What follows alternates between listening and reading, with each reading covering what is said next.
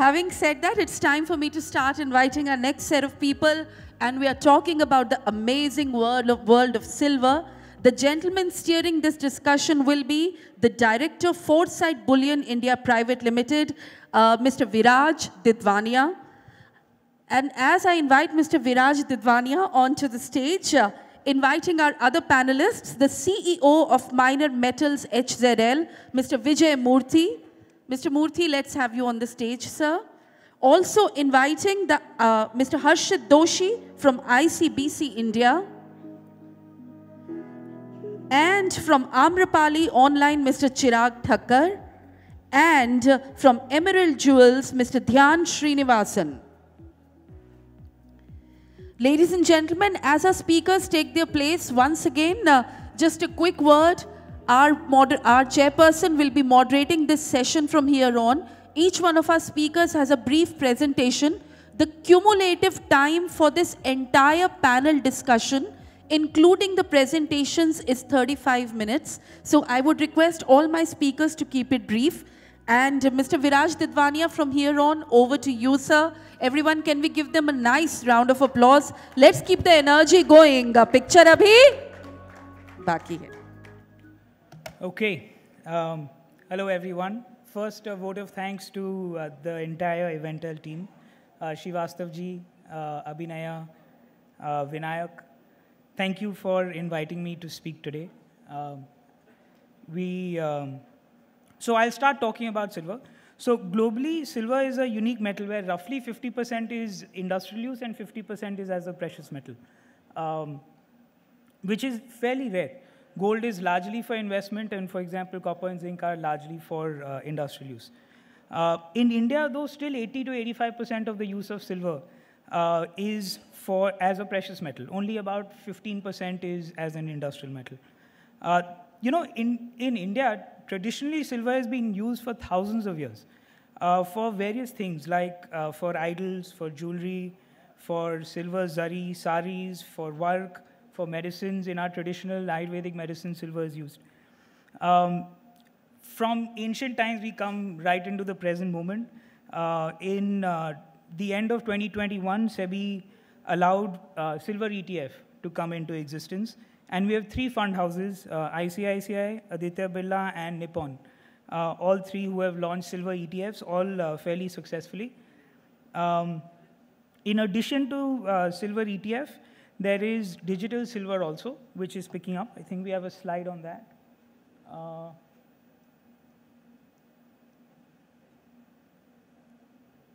So these are some of the various ways in which it's possible to buy silver today.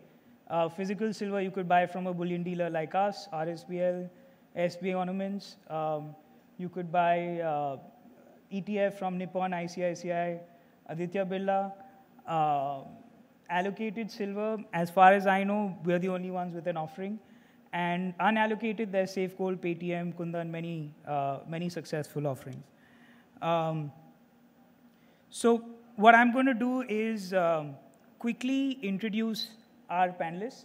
And to keep it fun, I thought I'd introduce them formally with their job title, but also one interesting fact about them. So we have, I have it in a different order. So I start with Vijay, who I've known the longest for several years, personally, professionally. His official title is IBU CEO for Silver, Lead, and Minor Metals, which is a mouthful. But he's one of the sharpest marketing minds in the country that I've known. And the interesting fact about him is that he's a world-class quiz master. The next person we have is Harshit. Harshit is with ICBC Bank. I had the pleasure of meeting him in his office a few years ago and then again today. He's a veteran of this industry. He was with Axis Bank before this. And the interesting fact about him is he's an avid cricketer and he represented both his school and college as a bowler. Then we have Dhyan Srinivasan. He's the Director of Business Development for Emerald Jewel Industry India Limited.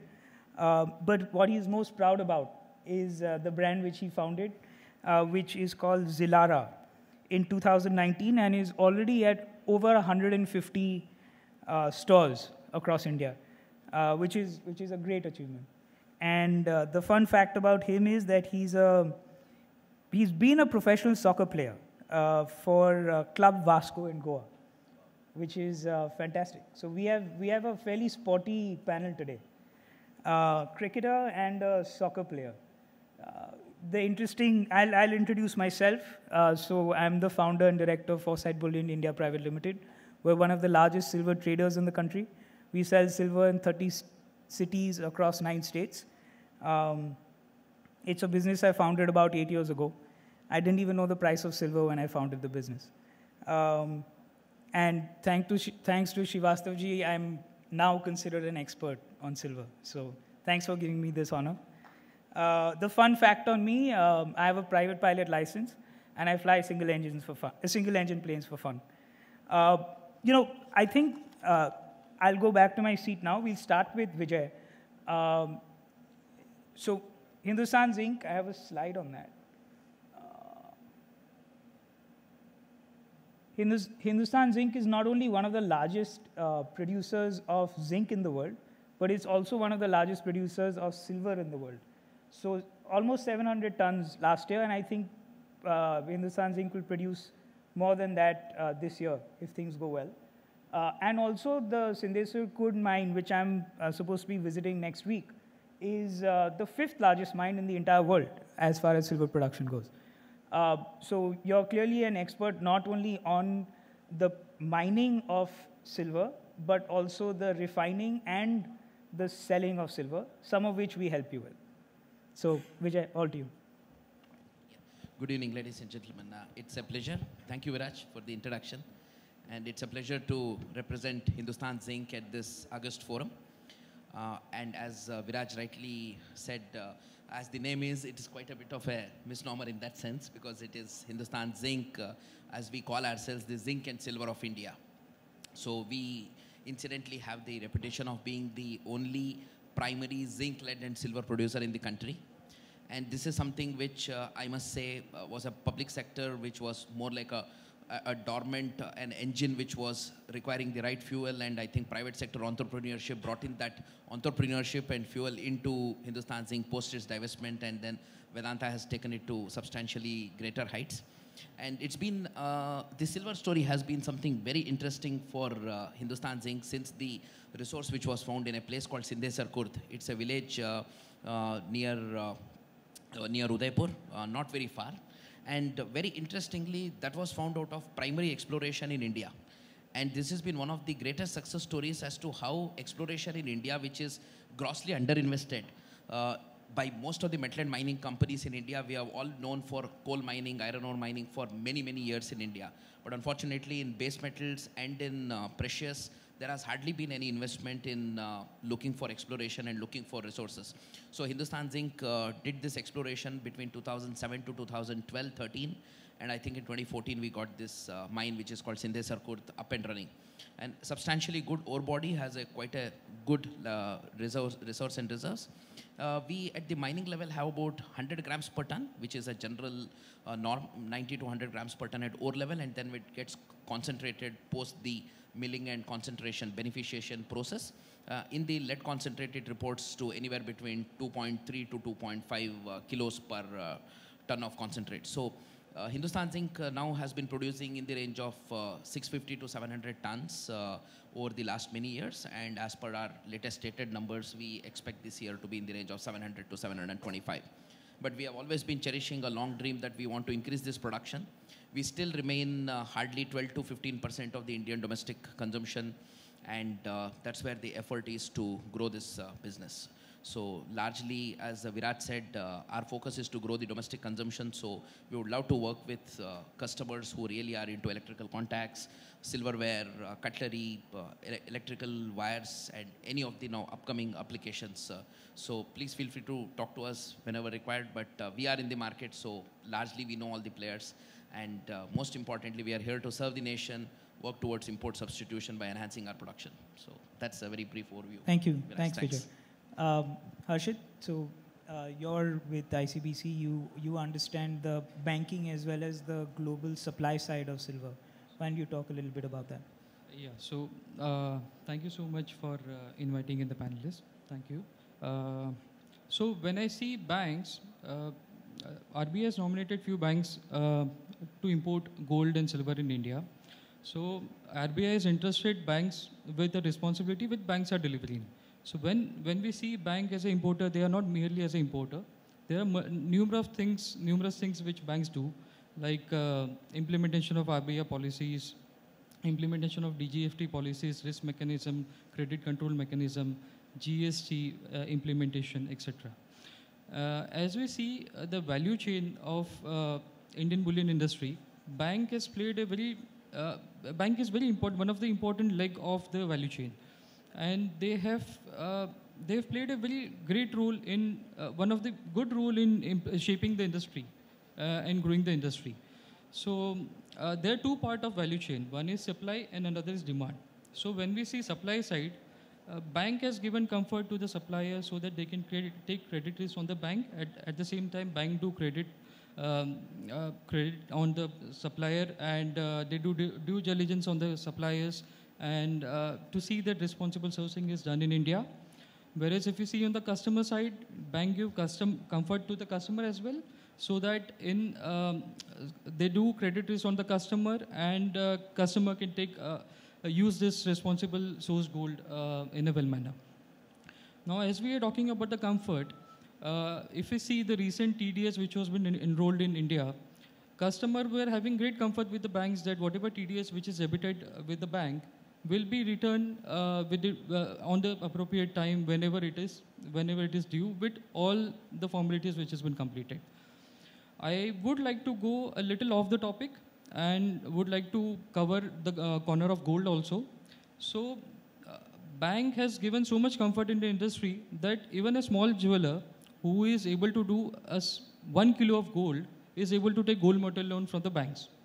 So that is how bank has created a good positive ecosystem in the entire bullion industry. Now, in future, as we are going to see in coming session also, we are going to talk about IIBX and its ecosystem. And whenever banks will be given a chance to work in that, very soon it is going to happen. So in that, banks will be helping all the partner who are in the different way, whoever would like to trade or who would like to hedge in the system. So this is how bank has created a good positive environment in the entire bullion industry. And I think so in future also, as we see, as you have correctly said, that globally, industrial demand is 50% of total consumption. But what we see from the data in India is it's at 25%. So there is a lot more which has to be done in silver space, in industrial, as the economy will grow. This will also, our demand will also grow, and whatever 5,000, 6,000 tons we are doing annually, it will grow a little bit more. And so bank has got a little more role to be played in future also. Thank you. Thank you so much, Harshit.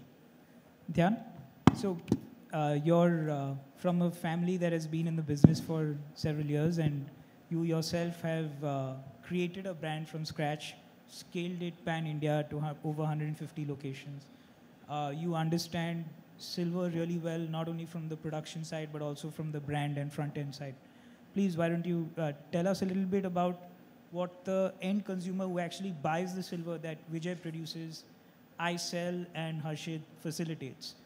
You're finally the most important link in the chain. Good evening, everybody. Thank you so much for giving me the opportunity to be here and share my views on this subject. Viraj, thank you so much for the question that you asked, because I was thinking about the things that I could potentially say in this forum, and I realized that the most important set of audiences that we need to look at is the end consumer. And businesses should be built looking at the end consumers in mind, and tailoring your business offerings towards that. I would like to start my thought by saying that I believe silver is the new gold. Some people would look at me in shock and say, what's he saying? I second that fully. We're one of the unique companies which call ourselves Foresight Bullion India Private Limited, but we do only silver. So, yeah. Glad to know that there are more people on the boat. So I fundamentally believe that because increasingly a lot of young consumers, young millennials or Gen Zs, whatever we talk about, a lot of them want beautiful variety of jewelry that gold business we're not able to cater to.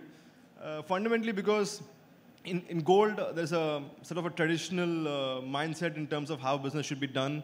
And with the cost of inventory being so high, the business focus goes on inventory rotation.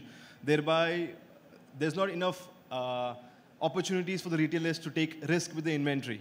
So what this has created is that new consumers who want beautiful designs, who have seen like the best designs online, who have seen their celebrities wearing these designs online, when they go to a store, they're not able to get it, right? So including my sister, who can wear whatever the gold design that she wants to wear, because still predominantly our business is gold. She chooses to wear silver because the design language of silver actually resonates with the target audience of how her age group.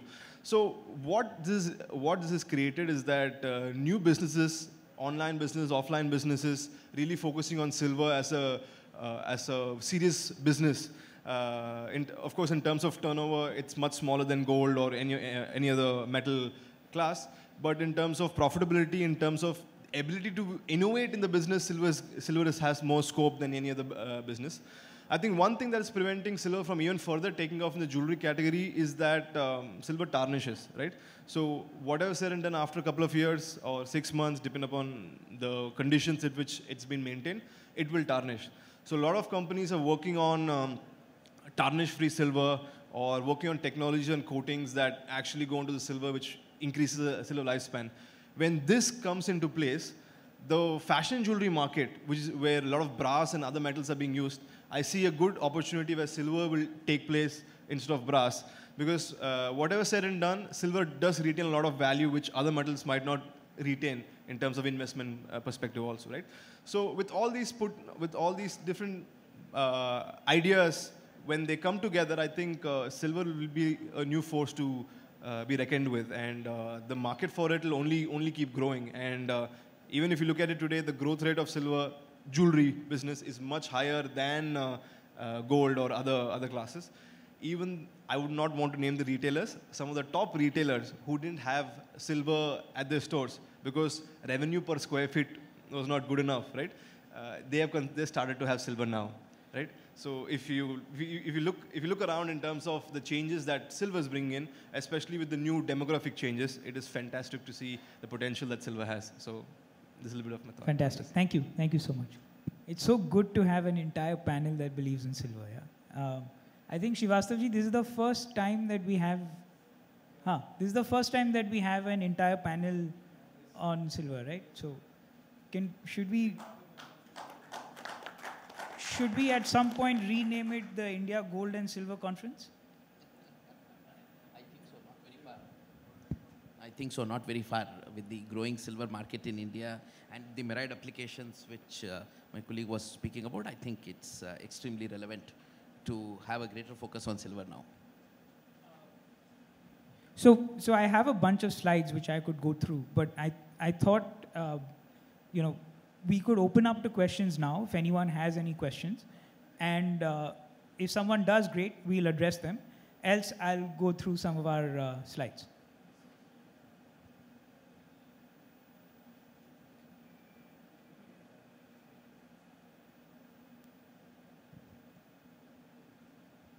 Hi, I'm Shankar. My question is to all the panelists. See, silver, gold holding cost and inventory cost is going up day by day. And silver, being a 12th man and being a poor man's gold, how do a retailer position himself in this market? And what is the scaling up activities which a retailer should do? Is it required at this point in time? Or should we follow what we have been traditionally doing for gold? So look, I'll hand this to Dhyan, right? You're the most qualified to answer this. And then, I'm going to be a little unconventional. After Dhyan, one of my mentors is in the audience, Amit Modak. He's the CEO of P&G Sons. He can address this much more thoughtfully than anyone else I know, in addition to Dhyan. So go for it. Hi, Shankar sir. My thought on this is that it's impossible to plan and run silver business the way we run gold, because the costs and the overheads are there, will be prohibitive for us to run silver business the way it is. But I would slightly disagree. I would not call it poor man's gold, because the times are slightly changing, and people are emphasizing more towards fashion and the design and all those aspects, right? With gold, there's only so much one can afford at any given point in time. When for a youngster, say even me, when design is the most important thing, I will not worry about what metal it is, as long as the design resonates with my belief or my outlook or the way I want to feel in this thing. So I would say that businesses will have to reinvent. It'll be impossible to have the same kind of a retail experience in terms of silver. I'm sure a lot of digital technologies that has come in will add on to the retail experience where silver can thrive. But coming back to the point, I do not think that it can be done the same way we run gold, because gold works on volumes, and I mean, we have a small store in Coimbatore. I mean, the fixed cost about running the store is about 30 lakhs per month, right? So which means when you have silver, you cannot sell in that quantum to run the store. So we will have to fine tune and tweak the models. But though the profitability in silver is much higher than in gold, the absolute quantum in terms of value, of course, is much lesser, right? So we'll have to tweak to that. Thank you, Dhyan. That was very insightful. But, Dhyan is here today and tomorrow. I would suggest you take some time with him. And, I mean, scaling a brand from 0 to 150 stores in 3 years is phenomenal. I've attempted to do that, and I failed miserably. So, Thank you so much for that. One of the things that we actually tried to do with Zilara is that we didn't want to have rent and we didn't want to have marketing cost. So in addition to him, I'm going to take some time from you and learn your secrets. Amit ji? Hello. I fully agree with the emerald person. It's a high margin business. Silver jewelry is a high margin business. So quantity, quantum is a secondary thing. If we take the value of silver today, around 60,000 rupees per kg, the silver jewelry or the fashion item which are sold in the silver jewelry market, if you calculate on kg basis, those are sold at 3 lakh rupees per kg. So it's a 5 times of the metal value involved in that item, as against in gold, 95% is a metal price and 5% is just the value addition or the making charge, normally charged for the traditional jewelry. Nowadays, fashion jewelry in gold also, like temple or higher cost jewelry, consists 78% gold and 22% making charge, that kind of thing. But very rarely those things are getting sold. But in silver jewelry, normally it is a 4 to 5 times of the metal value. And when jewelry is sold in the silver market, it is not for the investment, it is purely for the fashion and the passion. कि मुझे कुछ तो पहनना है और latest पहनना है. And I can change it repeatedly at a lower costing. As against gold jewelry, it is very difficult to change frequently, because even though it is a 5 to 8% or 10% making charge, it is a 10% of 60,000 rupees per 10 gram. So that value is very high. In that making charge, entire silver jewelry is getting available along with the metal. So it's a really good proposition to have silver jewelry along with gold jewelry for any jewelry shop, whoever is running. Just like they are now started selling even costume jewelry. As Emerald person rightly said, that costume jewelry is also coming there of the copper and brass and all these things. That is also getting sold at the 50% of the silver jewelry price. Then why not go for the silver jewelry, which is of the precious metal. At least whatever metal content is there, it has got resale value, even though it is not at 3 lakh rupees per kg, but at 50 to 60,000 rupees per kg. So it's a definitely a good proposition to have silver jewelry as a value addition for the retail jeweler of the diamond and gold jeweler.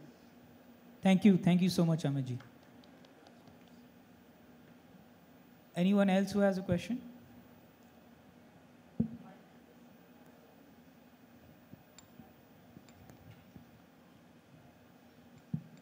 I'm Sri Ram. the question is for Dian. Is there any technology breakthrough happening around the world regarding the tarnish-free silver? Yes, a lot of Is different. there any light at the end of the tunnel? Absolutely, sir. There is a lot of technology, a lot of research happening across the world. We are also exploring a couple of these technology. But where the difficulty is happening is that now how do you translate that into commercial manufacturability and how do you manufacture that at scale, right?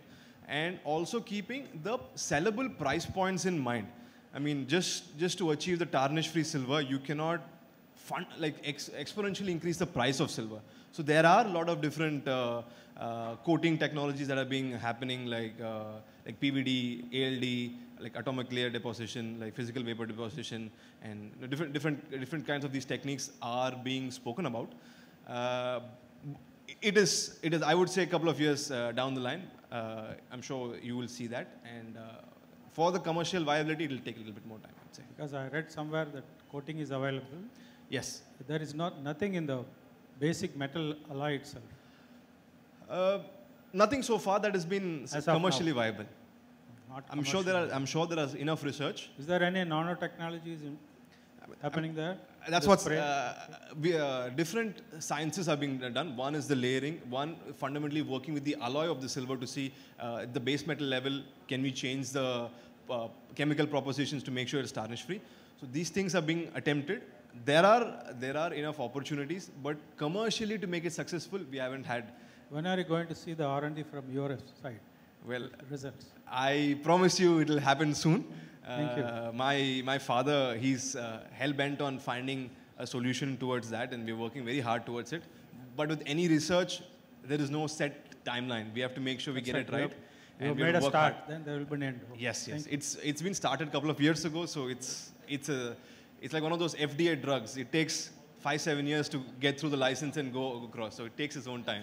But we'll do our best. There is no life trial here. Thank you, Shriramji, for your question.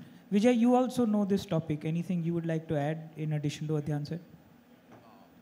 I think nothing more to add. I think he's given a very conclusive answer what Dhyan said. So, but maybe we can move to other topics. Yeah. Anyone else has a question? We have friends here, Debajit, Chirag, Gautam. Any of you have questions?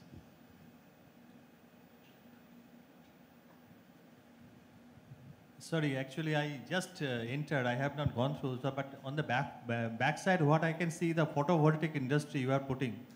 So what is your estimate how the India is moving towards that photovoltaic demand? I think gentleman from Hindustan Zinc can give me some details about how they are looking at the demand unfolding in that segment. Yeah, this is something which is of sort of nascent stage in India, if you can see. If, India has largely been importing all the solar panels. We have only been sort of fabricating it in India in the last year. So whilst we have reached very ambitious targets of 25 gigawatt through renewable, solar, etc.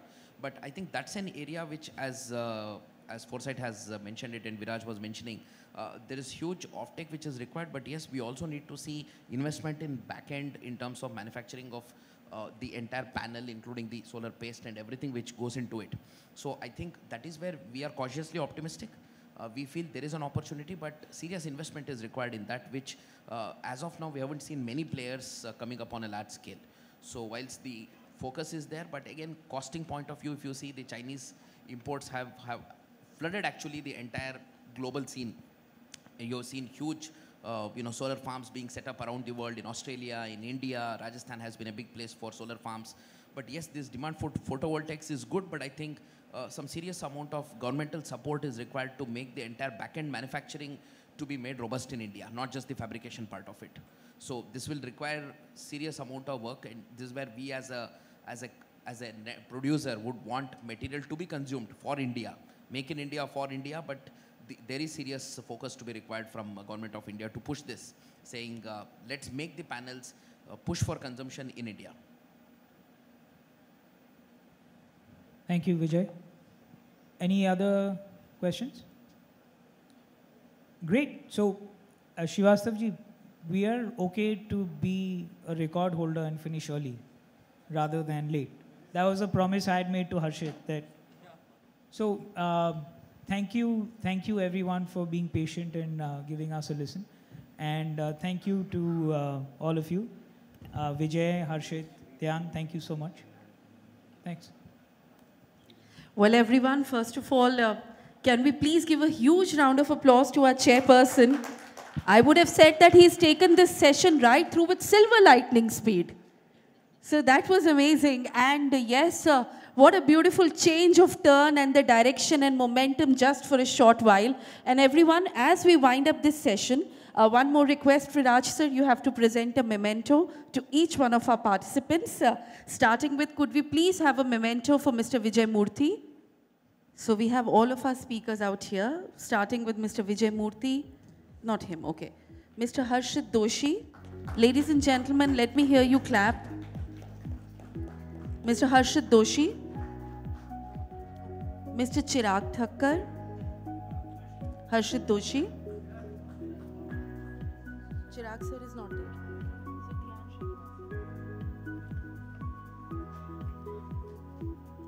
And Mr. Dhyan Srinivasan.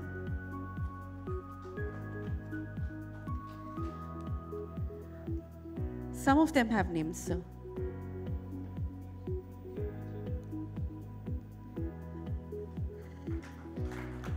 And may I request Mr. A.S. Murthy on the stage, sir, to present a memento. Mr. A.S. Sriram on the stage to present a memento to Mr. Viraj Didwania.